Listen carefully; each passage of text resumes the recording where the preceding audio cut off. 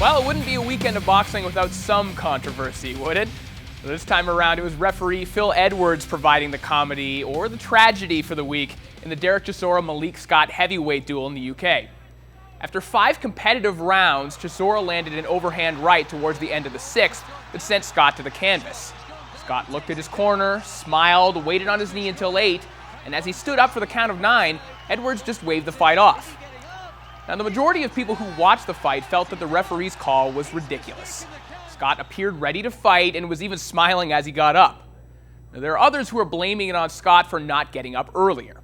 You can victim blame here if you want, and maybe fighting on the road, Scott would have been safer to just get up earlier in this case. By the rule book, Edwards can say he didn't think Scott's hands were up and that he wasn't ready to continue after 9. However, by the rule book, Scott can be up and ready to go at 9 3/4 and still be allowed to continue. And this was the boxing equivalent of arresting someone for jaywalking or cuffing one protester in a crowd of thousands. Sure, you can do that and you can back it up factually, but it's tough to argue that Edwards wasn't just a little bit eager to enforce the rules on Saturday.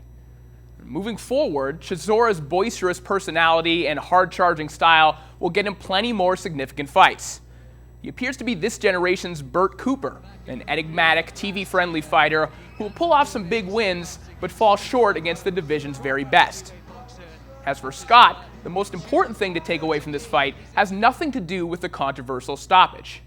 It's a little-known fact that Malik Scott had his eardrums broken by Tyson Fury in sparring just last year. Take a look at where the punch that led to the pseudo-knockdown landed. It's behind the ear.